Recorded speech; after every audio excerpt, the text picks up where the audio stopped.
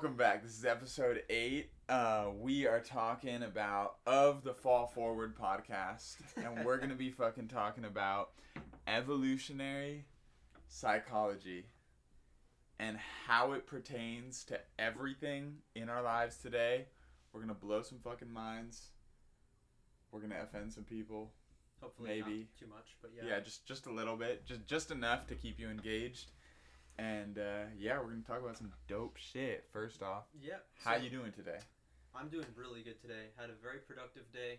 Killed a presentation.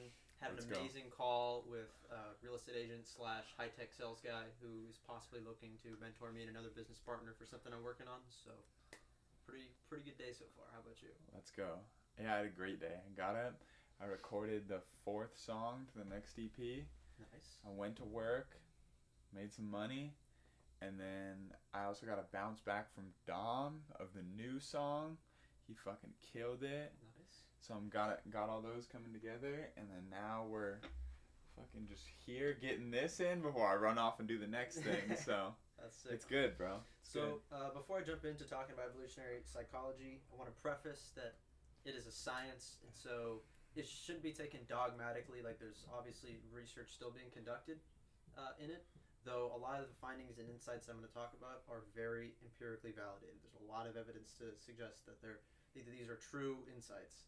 So if you take offense to any of these insights, feel free to do your own research.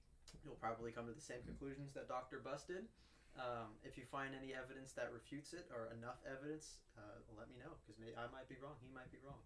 That's science. It's all about assuming ignorance and then trying to find data that either verifies or refutes hypotheses. Yeah. All right. So, evolutionary psychology is a scientific discipline focused on the analysis of the adaptive problems faced by humans throughout our evolutionary history and the subsequent psychological mechanisms which evolved to address these adaptive problems. So, let me just break that down. So, a psychological mechanism is sort of like I guess the best way to explain it is it's like a pattern of thinking, a behavior that occurs that is triggered by something, and an adaptive problem is just a problem that we've faced periodically and consistently throughout our evolutionary past. So some examples of adaptive problems are like finding a mate. So ever since the dawn of humankind, we've had to find mates, and even before then when we were just chimps, right? So that's been an adaptive problem that we faced for millions of years. So we've addressed psychological mechanisms, patterns of thinking and behavior to address that adaptive problem. Right. Another adaptive problem is like securing resources, and another one is like group living, having to live in a community of people. So those are some examples of adaptive problems. So I'm basically just going to go through and talk about a lot of the different insights that I got from this book on evolutionary psychology, as well as just other things I've read and heard about in the discipline. So I'm going to start off with just some basic physiological mechanisms as well as some psychological mechanisms, just to give you an idea of like what a mechanism looks like. Right. So, for example, humans have evolved preferences for certain foods, such as calorically rich foods. And we've also have mechanisms for avoiding the consumption of toxic foods, such as vomiting and gagging. Right. So, like, our preference for like fatty foods and sugary foods is deeply ingrained in us from our evolutionary past. And that's actually creating a lot of problems today because we have an abundance of those foods, and now we're just all fat. Because before it was really scarce. Right. And so when you found something that was super, super dense in calories or like fat, like it was something like gold. Right, yeah. But now you can walk down the street and go to McDonald's and get 4 Big Macs for $10. Right, and like furthermore, it's not even that we just evolved the preference for those foods. We also have a proclivity to gorge on them. Like indulge. Yeah, like indulge heavily because they were rare.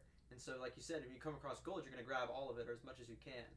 And so we tend to just stuff fatty and sugary foods down our throats impulsively because we have that mechanism from hundreds of thousands and millions of years ago. When I think like the thing that blows my mind the most about evolutionary psychology is that like we're going to go through a list of like many things, and basically every behavior that we have, even though today it might come across as like, yeah, but who doesn't like a greasy burger? Like, that sounds delicious. Like, that's how we process that thought today.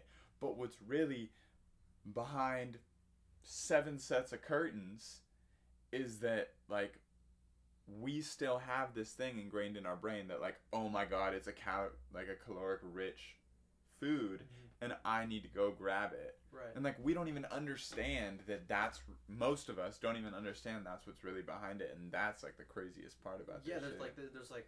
this is all like behind the curtain. This is looking behind the curtain of our brain. Like a lot of our behaviors and the way that we act and think is derived from evolutionary past. Right. So another thing is like fears of snakes, spiders, heights, strangers. They're all ingrained in our evolutionary past because people who weren't afraid of snakes or spiders or heights, they fell off cliffs, so they didn't reproduce. And they got bit, so they died, and they weren't able to reproduce and propagate their genes. And so over time, over the course of millions of years, we've evolved mechanisms to naturally be afraid of these things, of heights and strangers and snakes and spiders. Well, and the thing that crosses my mind is, like, so I don't, like, my mom hates snakes, and can't really say why, and, like, I'm not a crazy spider fan. They don't, like, terrify me. I hate tarantulas just because I think, like, furry is for, like, you know, dogs and cats, not for spiders. Yeah. But I couldn't tell you why I'm scared of one. Most tarantulas aren't poisonous. They're not going to kill me, you know, like, but when I see one, I'm like, oh, fuck, like, I do not want to be near that. That's why. Right, and then one I already mentioned before too is like some physical mechanisms like vomiting and gagging to like toxic foods. That's pretty obvious. If we didn't vomit or gag when we consumed toxic foods, we would be poisoned and die.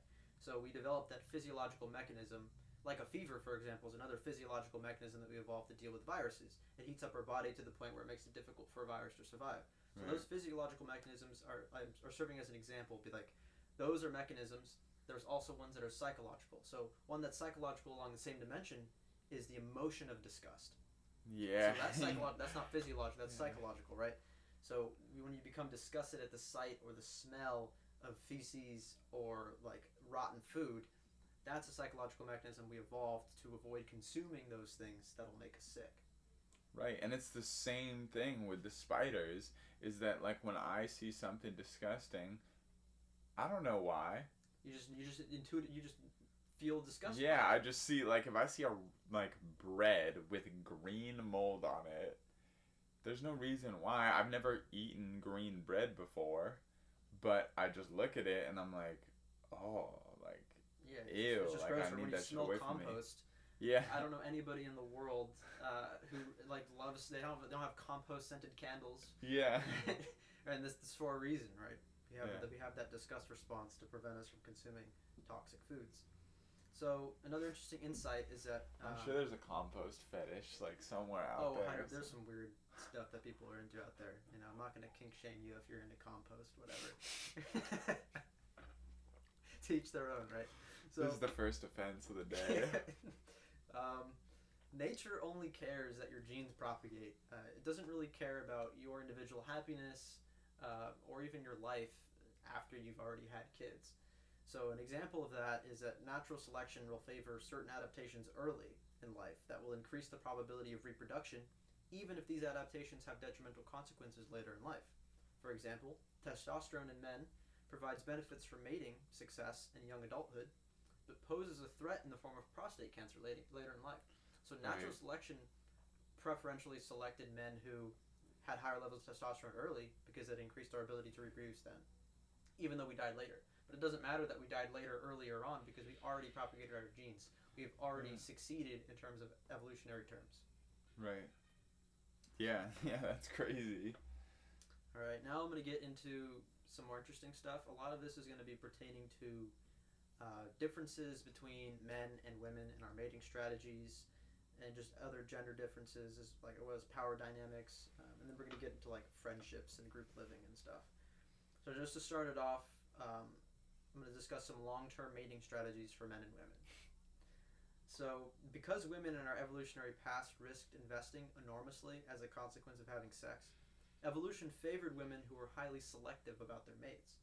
So the cost of reproduction is higher for women because they have to bear the child, they have to carry the baby around for 9 months, and then when it's birthed, they basically have to take care of it 24 hours a day for like the first, I don't know, 6 months to a year. So it's a huge investment for women to reproduce.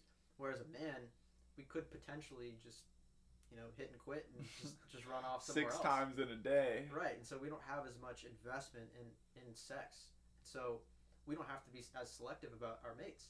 Women who weren't selective and they just had a kid with any, average Joe, they didn't have the necessary resources that they needed to successfully bring that baby to adulthood and take care of themselves. So they evolved higher selectivity. And you see that in other species as well.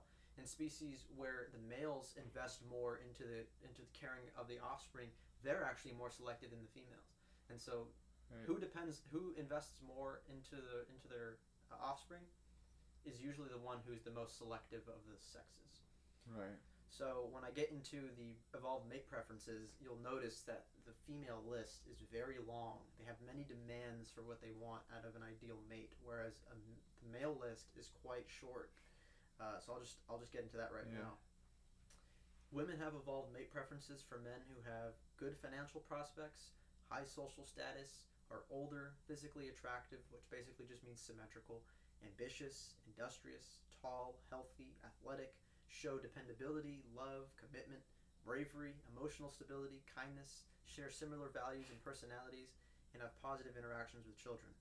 So preferences for these characteristics allow women to address the adaptive problems of selecting a long-term mate who is compatible, healthy, able to invest, willing to invest, able to protect the family, and has good parenting skills. So all of those are very important, evolutionarily speaking, to the success of a woman's offspring.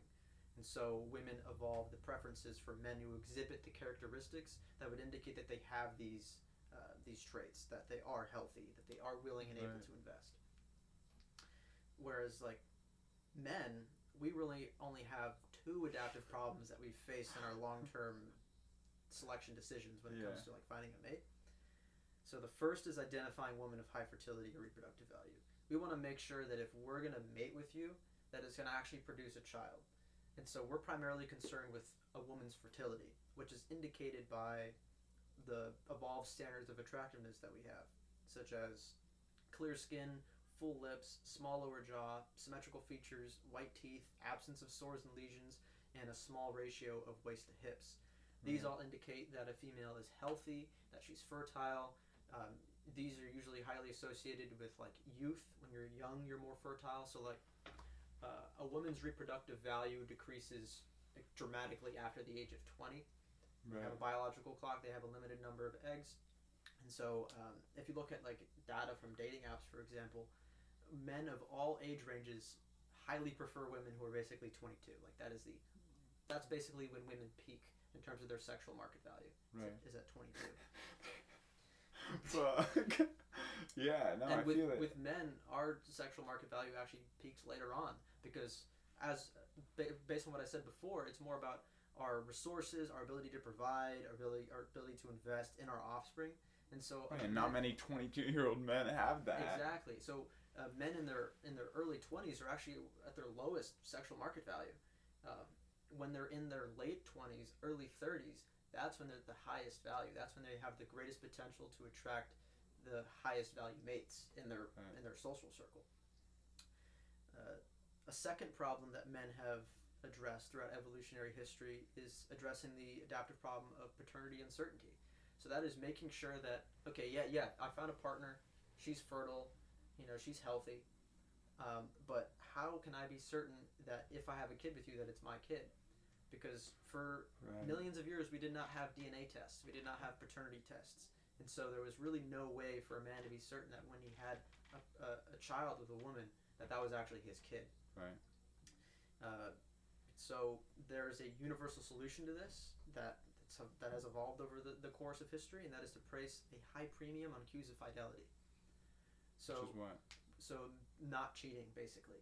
So that's why sexual infidelity for men is like a huge no-no. Like a woman who is promiscuous is very low in sexual market value because she's promiscuous, because that would not be an indicator of fidelity.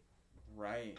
So women ask, like, why is it that when men go out and sleep with a lot of women that it's celebrated, whereas when women do it, it's frowned upon. That is not a social phenomenon.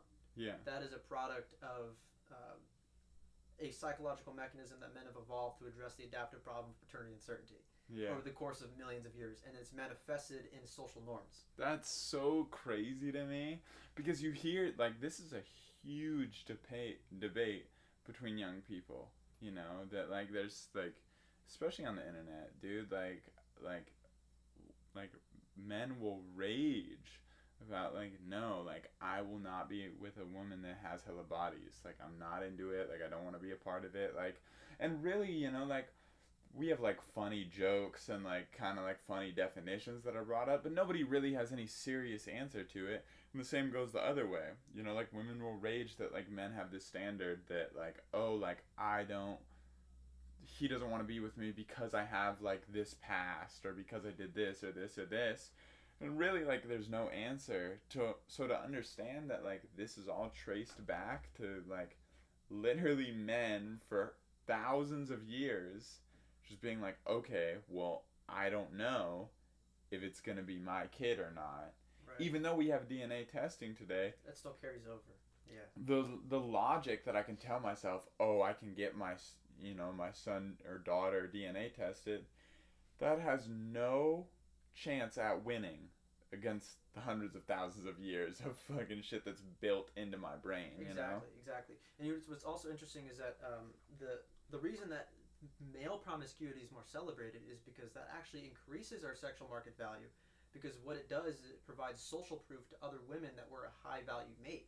And right. So that a lot of people want us. And so that makes us more attracted to Let's women. go. And so that's why it's celebrated amongst men, whereas amongst women, even amongst women, they almost subtly shame each other for being promiscuous, though it is being a little bit more celebrated now in culture. Yeah. And that's having its own problems. Yeah. I personally don't think that promiscuity should be celebrated anywhere. I think that personally, like, a more monogamous approach is probably the best. Yeah. But that's a matter of opinion. Yeah. I'm going to continue on to some more interesting insights about mating and gender differences. Flows into each other, basically. Yeah, let's go. Men have a psychological mechanism that causes them to be more likely to perceive sexual interest, especially in response to ambiguous signals such as a smile, when there is none. This is because missing signals of sexual interest was more costly. It's one of my favorites. Than false flags. Yeah, it's one of my favorites too. So, like, when a dude's sitting at a bar and he looks across the bar and some girl smiles at him, to him that's like, green light, she's into me. She might just be being nice. Or when you're talking to the cashier, she says, have a nice day. You're like, I'm down. Like, this is it. Like, I'm in, right? Yeah. And that's because for hundreds of thousands and millions of years, missing those signs is way more costly, because if you miss the opportunity, you don't reproduce. But if you assume there's an opportunity where there is none, you might stumble into opportunities. Yeah. Yeah, no, exactly. And I think, like, just to bring it back to, like, modern day, like, all these are debates that we have as a younger generation on a daily basis. Like, if you're a woman watching this, think about how many times a guy's chased after you and you've been like, what the fuck? Like, I've met him once at a party and, like, gave him a 1.5 second hug instead of a 1 second hug. Why does he think I'm into him? And if you're a man watching this, then you know exactly what the fuck we're talking about, you know? Right. Like, and, like, to understand that, like, all this shit happens because it's deeply ingrained in us is fucking awesome. Yeah, it's pretty cool. Like, all these insights that I'm going into, some of them are kind of shocking and they can be offensive to some people, but I think really it bridges the gap of understanding that we have between genders. Like, it allows us to we get a better understanding of each other through understanding the evolutionary psychology that goes into it. Well, and it gives us the ability to battle these problems. Mm-hmm. Like, once we get into, like, you know, like, and maybe that's even next on the list. It's coming up. I know what you're talking about. Yeah, once we get into this next thing, you know, like, it all gives us the ability to understand the root of the problem and how we can solve it. Yeah, because it's easier to define the problem when you understand, like, its actual root. Instead of just a blame game. Oh, this person's this way or this person's this way. It's like, divisive, right? Yeah. So, I'm just going to continue on, and I'll get to what you're, I think, alluding to later on.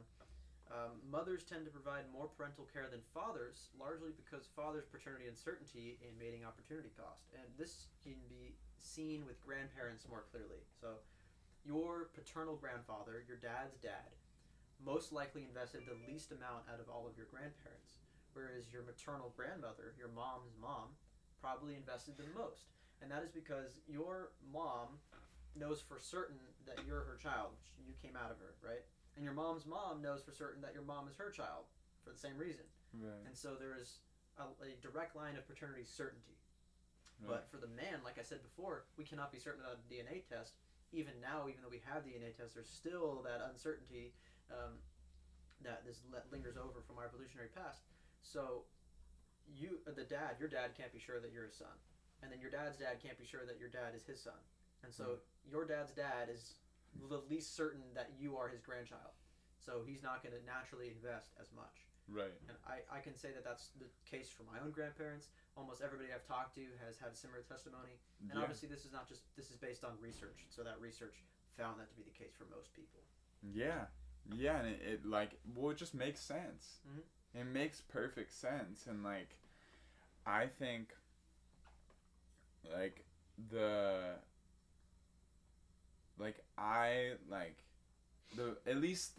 thing that is the most mind-blowing to me is that any logic that we have today has no battle against the hundreds of thousands of years of thought that we've created.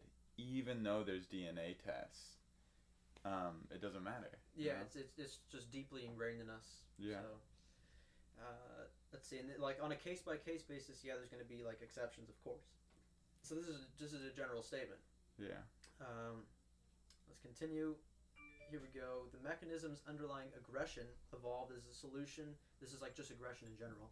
Evolved as a solution to the adaptive problems of resource acquisition and securement, intrasexual competition, hierarchy negotiation, and mate retention. This helps explain why men of low status, or those who are close of being excluded from mating, are more likely to adopt risky, aggressive strategies. Yeah. So, generally speaking, men who feel like they're about to be excluded from the gene pool will do whatever they can to not be excluded from the gene pool, including abusing women, including raping women. And so that's what we see. Right. And this is awesome because not this problem that we have in society, but the fact that we're able to trace it back to here, because again, what's the debate in society? Oh, you have people on this side that are just victim blaming. Oh, it's this person, it's what she was wearing, it's what she was doing this, she was out like this, she didn't have friends with her. And then you have people who are just rapists are fucking bad people. Let's fucking clarify that. However, they're assuming that all men are rapists. Yeah, or that belief. I wasn't even gonna go there, but assuming that all men are rapists, or that we can't understand why people do this. But with this knowledge, if this was mainstream and we all got to understand that, we could tackle this issue and we could bring a new understanding to it and probably save more fucking lives. Yeah. Because we understand that the men that are doing this, the reason they've adopted these behaviors is because fucking way, way, way subconsciously in their brain, they're having that panic moment of, oh fuck, nobody in society likes me. That's the term we use, is I'm a low status man. And that's not going to be consciously aware. So just like narcissism, for example, will manifest as having a grandiose sense of self-importance, but there's also vulnerable narcissism where deep down within that, they're truly deeply insecure. And so on the outside, it manifests as confidence, but on the inside, it's very insecure. Yeah. And so on the outside, these low status men adopt a aggressive demeanor to present themselves as being dominant, when truly they're very low status. Yeah. And it doesn't even necessarily have to be that the male himself is low status. It could have been a taught behavior from a parent, for example. Right. So if your parent was low status, they adopted these aggressive, risky behaviors. They taught you that same stuff. Even if you become higher status in society, that's going to linger and carry over. Dude, and what I could even argue is that it could even be a fear of becoming a low status person. Right, because like these men that are acting like this, you don't even have to be low status. You could be high status and fucking confident, but if you have this fear that, oh, I'm never gonna find a woman, or this fear of like, oh, I'm never gonna do this, like all those aggressive behaviors to take advantage of people, situations, and anything else around you are gonna come out because you're acting in that fear. And that shit would take control of you, you know? Right, so that goes and kind of explains how there are many instances of higher status men who also commit these kinds of atrocities. Right. Okay, moving on. Men and women both deceive each other for sexual access. This is a great one. I really like this one. This is funny. Men will deceive women about their emotional involvement and commitment as a strategy for gaining short-term sexual access. And women will deceive men as to their appearances in the hope of attracting men of higher status. And so, like... Say it right. So women often say that they wear makeup for themselves. Yeah. They're just trying to empower themselves and feel good about themselves. But the research suggests that that's not the case. That, in fact, you're bolstering your appearance in the hopes of attracting higher status men. And if you were to say that, you know... oh, I just wear makeup because it makes me feel good. Well, then you have to ask the question is, why does it make you feel good? Yeah. Why does looking better make you feel good? Yeah. Well, and I broke this down, like, because I thought this was, like, an amazing point when you first shared it with me. And, like, I was even talking to Nicole about it, because that's, like, something, like, I've heard come out of her mouth. And I'm like, we talked about it, and I'm like, look, like, obviously, you're not consciously putting on makeup because you want to attract other men. Like, as far as I know, you know, like, we're in a happy relationship and a committed one. However, I'm like, you like putting on makeup, right? And she's like, yeah. And I was like, well, why? And she's like, because it makes me feel good. Like, do you know why it makes you feel good? Like, besides just, like, you feel prettier? And, like, we stopped right there. And I'm like, well, this is where we can trace it back to this point in evolutionary psychology that, like, when we look good, when we look better, when I, like, feel good about myself, subconsciously, I know that I'm going to be a higher status in society, and that's going to improve my chances to reproduce. Yeah, with better partners who potentially have better genes or more resources. Right. And then for men, we understand that going back to what women look for in long-term mates, a lot of that was not related to our appearance or even to, like, just our resources. A lot of it was related to our willingness to invest. Right. So we can have the ability to, but we might not be willing. Yeah. And also our interaction with the children and just our commitment cues. So we'll actually fake commitment cues to get in bed with women, and that's something that many women have complained to me about in the past before. And yeah, you know, definitely the different deception strategies aren't fair. Like, us men, we're pretending to care about you to get in your pants. You're just putting on some makeup, so it's not fair. But, like, you know, that's just how it is. But the reason that it's like that is because what women look for is a committed and willing man.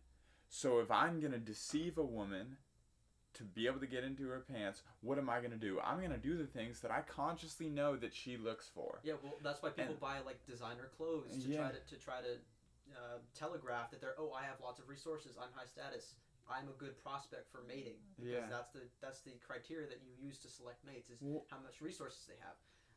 There's another thing. Women also will downplay how promiscuous they are to attract higher value mates oftentimes, because they understand men don't want promiscuous women for long-term mates. Right.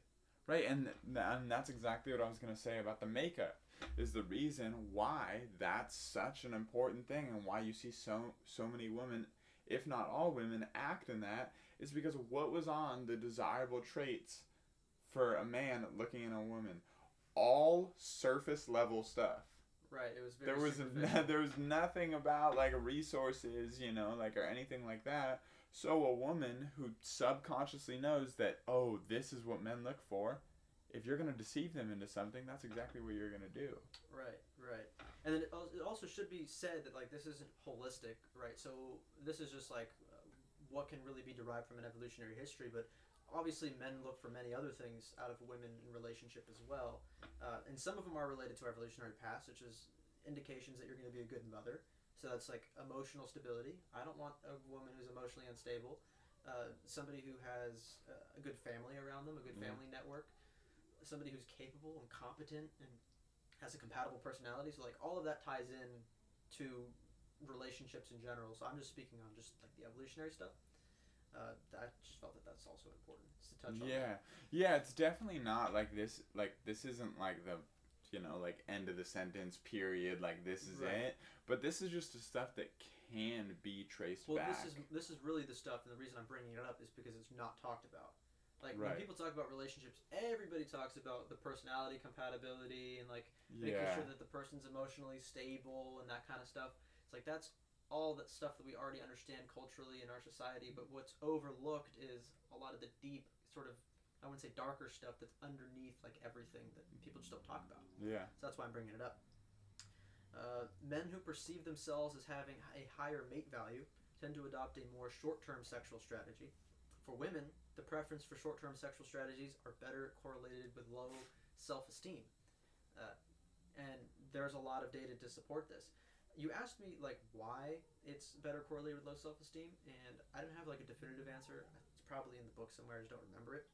But the best explanation I have is, again, there's higher evolutionary costs to women for adopting a short-term sexual strategy, and so it really doesn't make sense for a high-value woman to do that.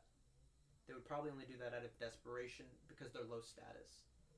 Right. Well, and like the easiest example, which is what we used last time we were talking, is like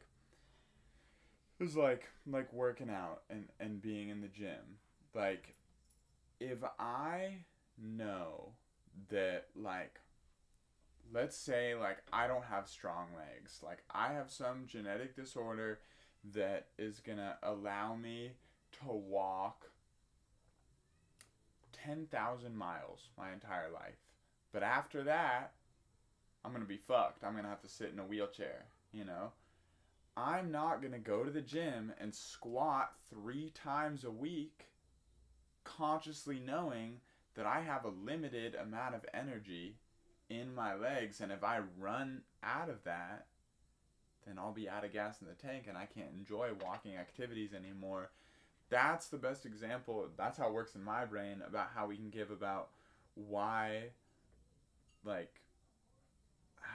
want to say it not offensively, but like why women who are more careless about who they have sex with can be correlated with low self-esteem, because you're risking getting pregnant, like you're risking having a kid, having to take care of it for 6 months to a year, like having the process of having a baby and getting it out, consciously knowing that you have more risk and still engaging. Yeah. And like I don't want to sit here and bash any woman that's doing that. Like that's not like what either one of us is here to do, but this is just the connection that's made in science about it. Right. Yeah, and there's like, again, a lot of evidence that leads to that conclusion that women of lower self-esteem tend to adopt the short-term sexual strategies, whereas men who perceive themselves to be of higher status. That's also an interesting, perceive themselves to be of higher status. If you're a man who doesn't necessarily have high status in terms of like objective terms, like your resources or your network or whatever, and you just perceive yourself to be of high status, you will adopt a more short-term strategy because you believe that more women will want you. You have an abundance mindset. Yeah. I got all the options in the world. Like, what do I need to care for? You exercise those options, and it also makes sense from an evolutionary perspective because us as men, we don't have to invest as much, and we're really just tasked with propagating our genes as much as possible from an evolutionary perspective. So we're just going to go out and sleep with many different people. That's actually why men have a proclivity to be more interested in short-term sexual strategies. Right. All right. Men get more jealous of sexual infidelity, and women tend to be more jealous of emotional infidelity. This is likely because sexual infidelity increases the threat of paternity uncertainty for men, which I talked about before, and emotional infidelity poses a threat to resource security for women. And so, like, the equivalent of cheating between a man and a woman is not equal. So a man sleeping with another woman is not the same as a woman sleeping with another man from an evolutionary perspective. But if the man sleeps with another woman and has an emotional attachment to her, that poses a threat to the woman more so, because then he might invest his resources in her. Dude, and I literally just had an experience with this the other day. I had a coworker who I was talking to who was telling me that, like, she was in a relationship and, like, she found out, or her boyfriend admitted to, like, cheating on her. And the thing that she said after that was, oh, but it wasn't a girl that he knew. Which ties right into what you were saying, is that, like women, especially in an example like this, are more concerned with, okay, is this another girl that a man is investing into and is going to eventually give his resources to, or, like, was it just, like, sex for the one time or whatever it was. Whereas if it was a man, what that's going to evoke is the fear of, like, oh, like, is it my kid? Is it not my kid? You know, like, what, you know, like, even if you don't even have a kid at that point. And it's one of the worst things, evolutionarily speaking, that can happen to a man is that he invests his resources into offspring that aren't his genetic descendants, because that means he is using his resources to propagate somebody else's genes, not his own. Yeah. So that is like the worst thing that can happen, evolutionarily speaking. Culturally, socially, it's acceptable, it's fine, but in terms of just, like, your biological imperative, like, that's why we have such a deep-rooted fear about women cheating on us sexually. Right. So, like, a woman talking to another guy and flirting flirtatiously about, like, and they're having some type of emotional connection, that's not going to bother men as much as it would a woman seeing a man do that with another woman. All right. Some interesting insights about male and female power differences. Evolutionary psychology sheds light on the pervasive finding that men tend to control economic resources worldwide. This is one aspect of what's been called patriarchy. The sex differences can be traced to the coevolution of women's preferences and men's competitive mating strategies. So, women throughout evolutionary history have preferentially selected men who are able to accrue and control resources. So, they basically bred us to be people who strive to attain positions of power and adopt strategies that increase our chances of accruing and controlling resources. So that's why we do. Right. Like, they've elected us to be in charge, basically. Right.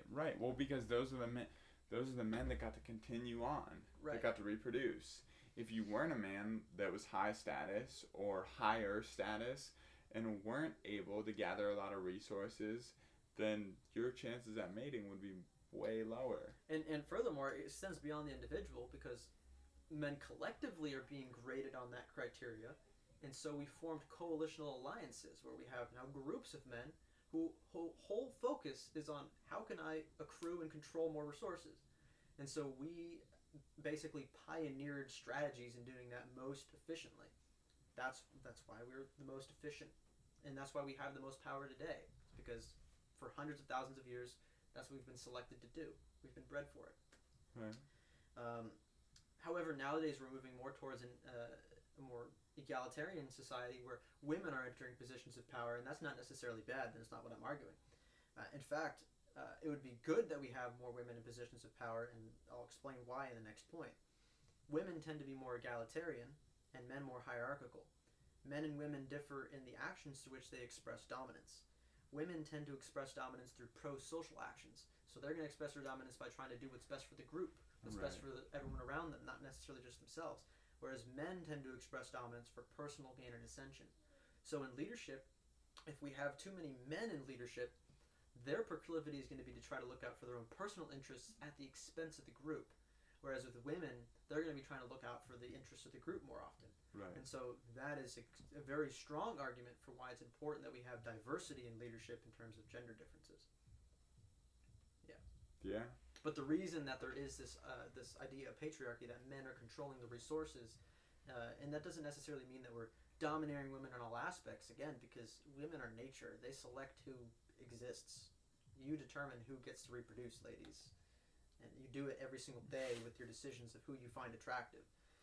Yeah, and Dude, and like I keep modernizing these points because I feel like it's really important to touch on. Mm-hmm. But like the point that we're trying to get to here that like I'm seeing is that like today, like especially like in society right now, it's a huge debate that like men, and especially like for a lack of better terms, like go-getter men are like dominating society and like taking advantage of people and like taking opportunities from women, and like this is all stuff that we've created and said like, oh, this is what's going on and this is the problem. What evolutionary psychology says is that actually the reason that men are like this today, the reason men are like, I need to get more fucking money, the reason that men are like, I need to acquire more things, you know, I need to like be like stable enough to have a family. And this doesn't go over every single case. This is a general statement. But the main reason men are like this is because over hundreds of thousands of years, only the men that were like this were able to reproduce. Yeah, for the most part. And women still select men along those criteria absolutely today. So we see that. I don't know any girls who are like, oh yeah, I just want to be with like a loser guy that, you know, doesn't want to do anything. Right, and then what's well, I guess there is though, some, is that nowadays a lot of women are adopting similar strategies to men by trying, because they're entering the workforce, they're becoming more stable themselves. But thing is men don't care.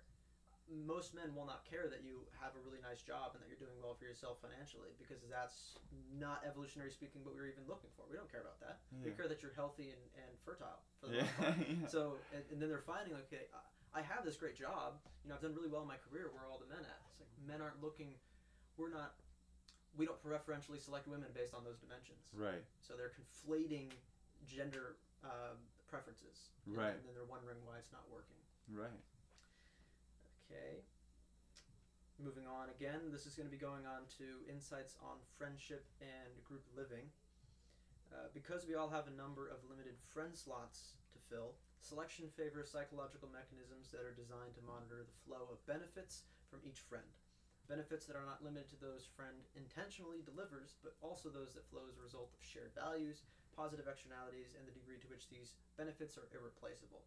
So when we find friends, when we make friends with people, on the back end, you might be aware of it, you might not be aware of it. I tend to be very aware of it when I'm with my friends. Is there's a little counter back there that is saying, this person either has X amount of value to me compared to other people. And so like you're thinking, this person provides this value, this value, this value, this value, and if they stop providing that value, you'll stop being friends with them. And whether you're aware of it or not, that's basically how friendships work. Yeah. Is that there's an exchange, there's a mutual exchange of value, and so long as that mutual exchange persists, the friendship can continue.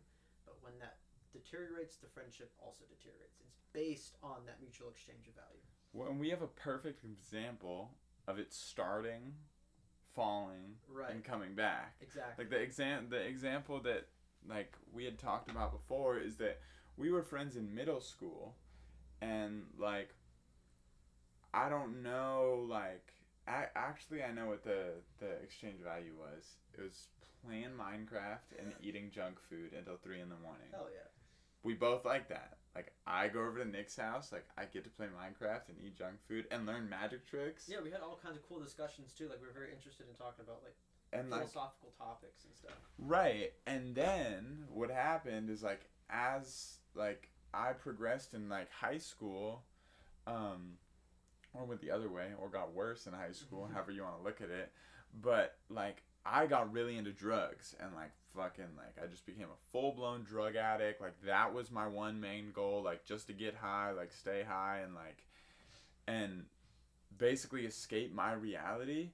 And there was never a point where we had a conversation where it was like, oh, we're not friends anymore, you know, or like don't talk to me. Like there was never any bad blood, but there wasn't any value being exchanged through our friendship anymore. Yeah, either way, because I wasn't providing you drugs, which is what you were valuing at that point in time, right, and you weren't providing me whatever I was valuing at that point in time. Right, and then, like, you know, like a couple months ago when we came back, like, which I think is so funny because we hung out, and, like, I always give people that, like, I already think are interesting, like the one-time benefit of the doubt. I'm like, all right, like let's go hang out with this person and just like, I want to like see how much I can get from this, basically. Yeah. Like we hung out, we had a great conversation, and I got a lot, and like I'm pretty sure you would say the same thing. Mm-hmm. And again, we're like, oh, he provides me value in my life because I'm looking for this, and this is cool. Oh, Liam provides me value too. And now the friendship is back. Yeah, and then every time we meet, it's reinforced consistently because value is consistently being offered mutually. Like both benefits, mutual benefits. So it's the best kind of relationship to have. And you do the same in your romantic relationships too, whether you know it or not. When you're with this person, you are constantly assessing the exchange of value that's occurring within the relationship. And as that perceived value, if there's a gap, that's going to create problems within the relationship because you feel like you're providing more value than the other person or vice versa. And that is when relationships fall apart. Well, and I was like, I've literally, like, Nicole hates me for this because I'm, like, ultra logical. But, like, we were literally talking about it the other night because, like, I've recently cut a day out of my weeks. Like, Thursday night, 5 p.m. after I get off of work, like, I'm booked. Like, I don't give a fuck what's going on. Like, you can't book me for shit after 5 p.m. on Thursday. Like, that's, like, our night to go out and do stuff and go have dinner. And, like, the last couple of weeks we've been doing that, I've literally felt a rise in importance of how my romantic relationship is scaled in my brain, because on a weekly basis, and like we hang out every day, you know, but that's quality time on a weekly basis, I'm receiving more value from it. Right. And I've literally felt it in my brain be like, oh, this has gained importance. And I'm like, oh, I really like this.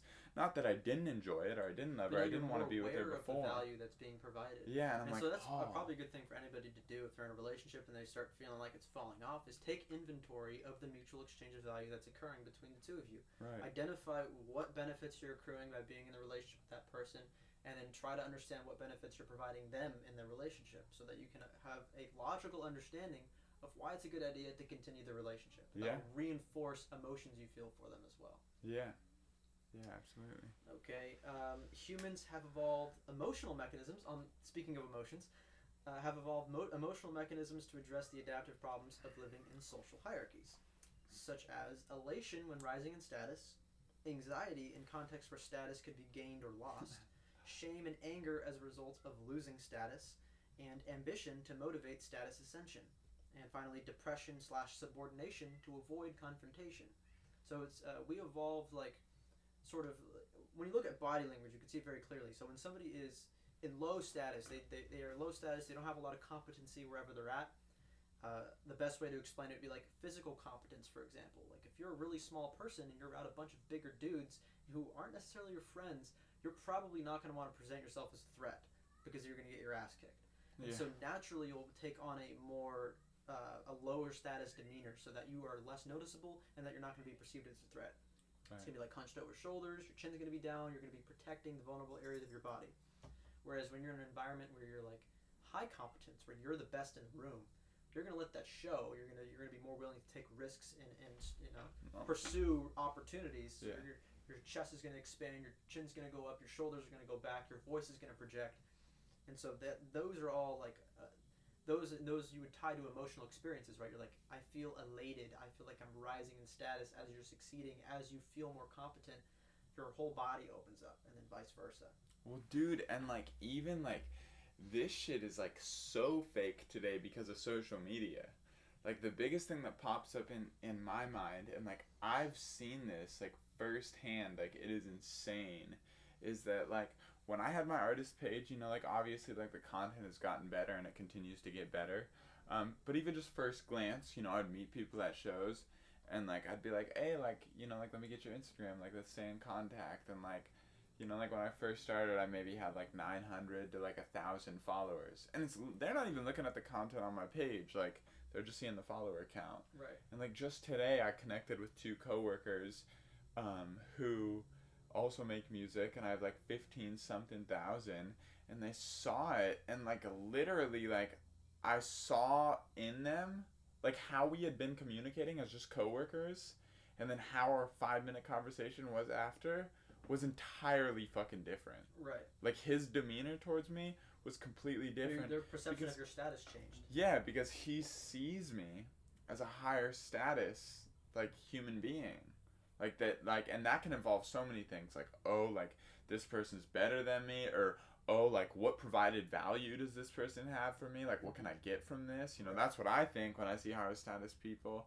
So, it's crazy to see that even in, like, something as fake's not the right term, but, like, as fake as social media. Yeah, you'll see that in your day-to-day interactions. It could be the way you dress, the way you present yourself. Like designer clothing, like literally. That's like more like telegraphing your ability to have resources, and like nowadays, if you wear designer clothing, I don't know if that really ascends your status, because people just might be like, "He's just blowing his whole check on Gucci." It doesn't mean he's rich. Yeah. Right. But like a great example would be like just the way that people treat you depending on how you carry yourself. So I saw this really interesting video. I think I probably alluded to it in another episode of the podcast. I forget which one it was. But there was this dude, he was in a busy train station, and he had a square that he was trying to protect from people going into the square. It was like a square full of tape. And he was kind of having this really low status body language, kind of timid, like high-pitched voice, telling people like, oh, don't walk in my square, don't walk in my square.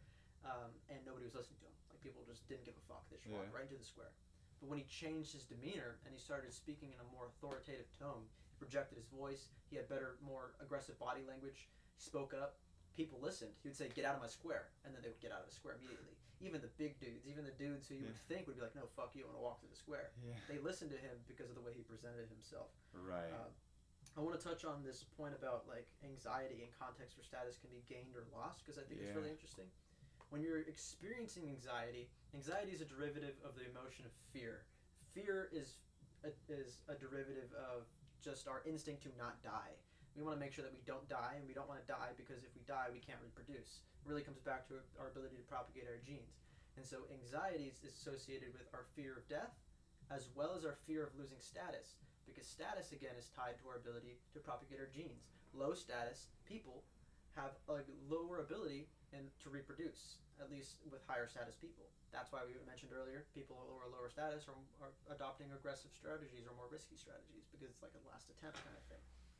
Well, and the parallel between like anxiety and excitement. Yeah, that's what I was gonna bring up. Yeah, it's like that's the most interesting part, is that like when I am in full belief that I'm about to gain status, like say I get a present, and like say I have a millionaire friend, and this millionaire friend buys me a fucking Lamborghini for a present.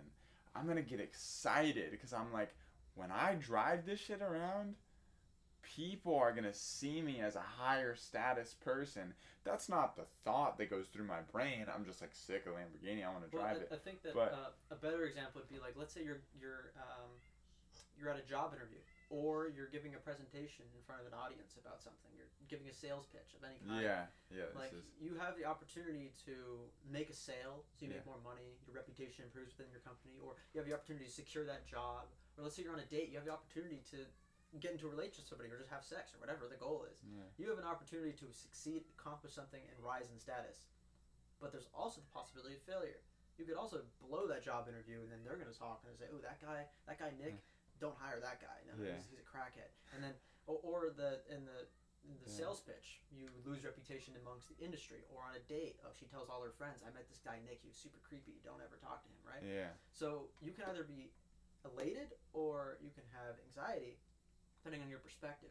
Right. Both are maybe not equally possible, but the symptoms are the same. So nervousness and anxiousness, it's the same symptoms as excitement. It's really just how you see it. Yeah. When you're going to give that presentation, you'll be anxious if you believe subconsciously that you're going to lose status as a result of that.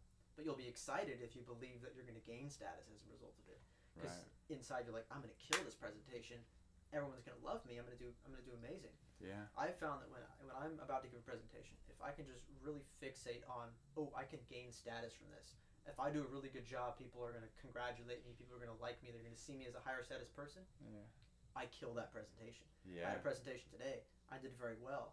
And I felt really good afterwards. I felt really good in it because I believed that my status would increase as a result of me performing well in that presentation. And it did.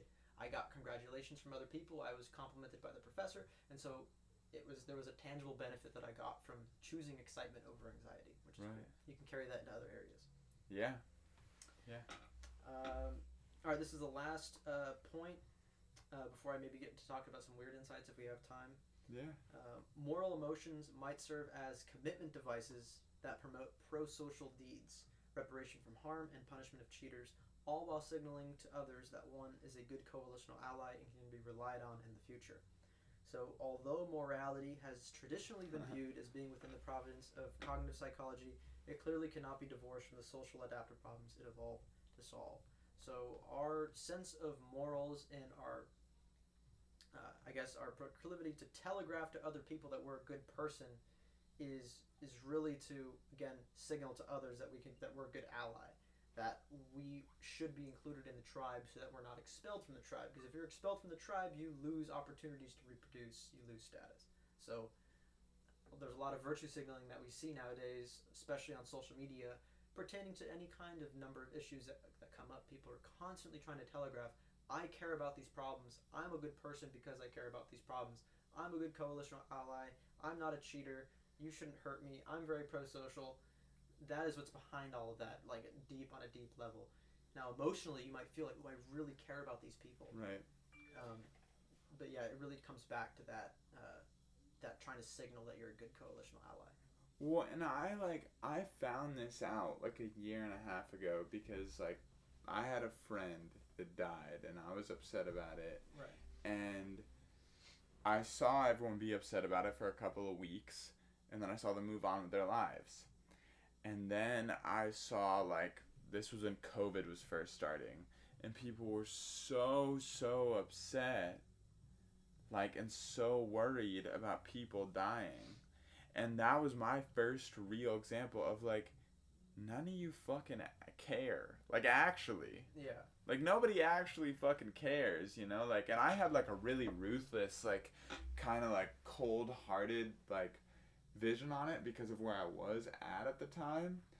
But coming into now, I still kind of have that vision. It's a little more, like, warm and compassionate.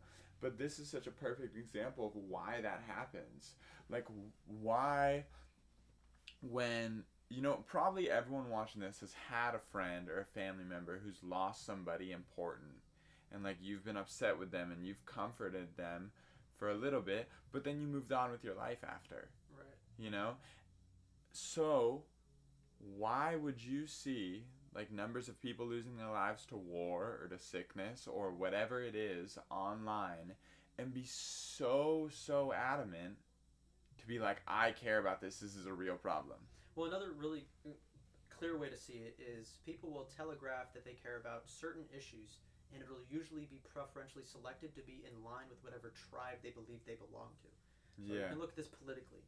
Yeah. Conservatives will telegraph that they care about certain issues so that they show all the other people in their conservative tribe that they're a good coalitional member of that tribe, whereas you'll see the same on the liberal side. Yeah.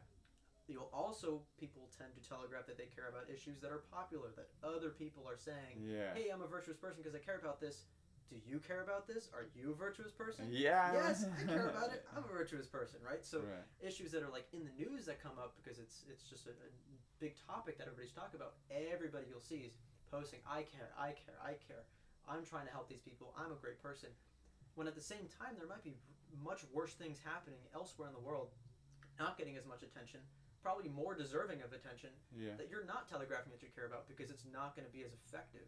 It's not going to make you appear to be a better coalitional ally. Yeah. So a good example that I can bring up is I forget exactly what it was, but there was a time where everybody was posting about one of the number of issues that was going on in the world. Everybody was trying to telegraph, or a lot of people were trying to telegraph and virtue signal that they're a good person because they care about this issue. Right. Meanwhile, I had just heard about a problem that was happening in Africa with funding being cut for basically an entire country's education, healthcare, and sanitation system by the UN, and the consequences of that, and what was happening to a lot of the young children there. And I was like, they didn't need that much money in order to maintain those institutions and save the lives of thousands of kids who were like dying of diarrhea and weren't able to get an education. But people were all focused on this other issue. and this other issue was marginal, like in terms of the impact that it actually had on other people, Right. compared to the one that I was looking at. And I was like, you people don't actually care about. It's like the same thing. There's much worse problems in the world that are being overlooked, that aren't being virtue signaled because they're just not popular. They're not in line with some type of political agenda, and they don't signal to other people that you're a good coalitional ally within the tribe that you feel like you belong to. And so they're overlooked, and it's unfortunate. Yeah, no, and I think like I literally brought this up with my therapist earlier because she was like, "What's evolutionary psychology?" And I'm like, "Let me tell you," like, but yeah, I mean, I think that like it's so interesting to like look at something like morality, something we feel so strongly about. This is right, this is wrong, like this can't be argued. You either feel this way or this way about it, and literally be able to tie it back into only making those decisions because of the way that your tribe or whatever community you're a part of is going to look at you and the increase in chance it's going to give you to reproduce. Yeah, it really because even the thing with morality is like you look at like extremists in other religions, they'll completely defy the morality that any of us have in America. Yeah. But like that's what they believe. And right. That's what rises their status in their community. In their environment. Yeah, that's what I was talking about. And that's why you see so many different like ideas of what people think, oh, you should do with your life, or what does your religion say, particularly like how you should spend your life. Yep, it all has to do with your reproductive fitness in your pool of potential mates. So wherever your pool of potential mates is, you're going to be concerned with, how do I increase my reproductive fitness in this pool? That is your biological imperative as an organism. So everything you do, whether you know it or not, is basically for that ends. Almost everything you do is for that ends. We're all just trying to bust a nut. Basically, yeah. Speaking of busting a nut, I'm going to get into some just really quick, two really kind of interesting, weird insights that I was flipping with the book earlier, and I was like, oh, that's kind of interesting, right? So this one is pertaining to nuts. Well, there's two of them actually pertaining to nuts. One of them is more related to orgasming, and the other one is related to nuts. So the function of the female orgasm. This one is really interesting. So when females orgasm, it actually improves the chances of conceiving a baby by drawing sperm into the cervix. So that is the function of the female orgasm. Obviously, the function of the male orgasm is so that we spread our seed, right? But why do women have orgasms? According to a lot of research, it is to increase the potential of conceiving a child. That's crazy. So that's just one interesting thing. And the second one is fucking wild. The second one. So yeah, your man's ability to make a woman orgasm is also going to be tied to his ability to impregnate her. So yeah, also interesting. Testicle size amongst primates is highly correlated with the promiscuity of different primate species. And so primate species that have the highest amount of promiscuity is basically like cheating and general sexual intercourse. If there's a primate species that has high levels of promiscuity, such as chimpanzees, they will have very large testicles. Whereas primate species that have a more monogamous tendencies, where there's not a lot of promiscuity, they'll have smaller testicles, and this is relative to body size. So chimps are the most promiscuous primates, I think, and if I remember correctly, and so they have the largest testicles. If I pulled up a picture of a chimp right now, you would fucking see it's ridiculous. They have the largest testicles out of any primate, and it's again to address the issue of paternity uncertainty. If you have larger testicles and your load is larger, you have a higher chance of conceiving a baby with a promiscuous female that is yours. Damn. Right, and so gorillas, they actually have very small testicles compared to their body size, because in their primate world, there's not as much promiscuity, so they don't have as big of an issue with paternity uncertainty. Right. Us as humans, we're more closely related with chimps than we are with gorillas. And so we actually we rank pretty highly on the scale of our nuts. Like our nuts are kind of big compared to a lot of our other primate cousins. Definitely not as big as chimps, but that is an indication of the level of promiscuity that we've seen throughout evolutionary history. Yeah, in our That's species. crazy. So yeah, that's the last. So we've been whores for a long time. Yeah, we've been whoring around for a bit. So anyway, that was just the last kind of interesting, weird thing that I wanted to bring up. We can end it there. End it on the primate nut sizes. Yeah, no, dude, that's fucking trippy. That's trippy for sure. Do you have any like kind of ending thoughts? Final thoughts on like? Yeah. Just to sum it all up about. Like this is the tip of the iceberg. Like I don't even know how long we've been recording. Maybe an hour. Like. I could talk for forever about this stuff. There's so many different insights, and not just like a lot of this was pertaining to relationships between men and women and the female male dynamic and whatnot, but it goes really really deep, and it basically it can be applied anywhere. Like in the book he talks about culture, like how evolution is connected to a cultural development, and child psychology. Like it can explain phenomenons from almost every other area of psychological research better than a lot of the theories that have been developed within those individual disciplines. Right now, psychology is broken up into many different areas. There's like developmental psychology, there's personality psychology, there's cognitive psychology, there's social psychology. It's like all of these different schools have actually kind of been working independently of one another. And then within those different schools, there's sub-schools that have different theories that explain different phenomena. But then when you look at evolutionary psychology, it can explain a lot of the phenomenon from those schools better with more empirical data than a lot of the sub-theories that already exist in those areas. So I think I'll probably we can maybe even talk about it, evolutionary psychology again, just touching on a number of other different insights. Like I can just read the book, pull up 30 more insights that are completely different, and talk about those again, and there'll be another interesting episode. So when I even think like with the knowledge that you provided me with it, like I can almost tie it back to everything in some sense. I mean, everything that we do, bottom line, like basically with evolutionary psychology, is that it's tied into raising our chances to reproduce. Right. Now, how do you raise your chances to reproduce? Because we live in hierarchies, you raise them by gaining a higher status. Well, the first thing is to survive. Yeah, so survive. You can't reproduce if you're dead. Right, to survive and gain a higher status. Right. Yeah. So gaining higher status increases the amount of people you can select from to mate with, and the quality of those mates. Right. So the first task is like survival, because you can't, like I said, you can't reproduce if you're dead, and in order to survive, you have to secure resources. And so, like, why do we like green, lush environments? Why do we like nature? Well, nature indicates that there's lots of opportunities to procure food. That's why we like forest over deserts. Generally speaking, like we like savanna kind of environments where there's an abundance of resources for us to survive. It's like, you can even goes down to like gender differences and spatial ability. Like why do men have higher levels of muscle mass and are better at sports, whereas women are better at differentiating color shades? Like it can go down to the nittiest grittiest details about our differences as a species. It's really cool. That's why I like evolutionary psychology. It explains so much. Yeah. Right. But yeah, you're right. The bottom line is reproductive fitness. That's what it comes down to. Yeah. And even like with our family members. So like you're going to care more about your sister than you will your third cousin. And like why do you care more about your sister than your third cousin? Yes, it could be that you were raised together and whatnot. That definitely contributes to it. But a lot of it is that you share half of the genes with each other.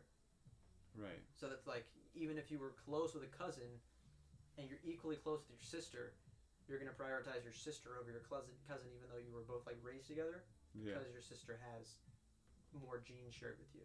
So her reproductive fitness is like half as valuable as your reproductive fitness, whereas your cousin's is only 1/4 as valuable. Yeah. So it's crazy. Crazy stuff. All about fucking. Yeah. It's all about just getting your seed out there. Yeah. Hell yeah. Well, cheers to another good episode. Yeah, it was pretty cool. We can maybe bring up this topic again in the future and discuss it with a guest or something, and I can bring up different insights. I know we'll have a scientist in here at some point. Yeah, that'd be sweet. So I hope you enjoyed it. I hope you learned something new, and I mean, at least are inspired to look a little bit further into it, because like I said, this is the tip of the iceberg. Yeah, and understanding, why we are the way we are today. So Facts. All right. let's go.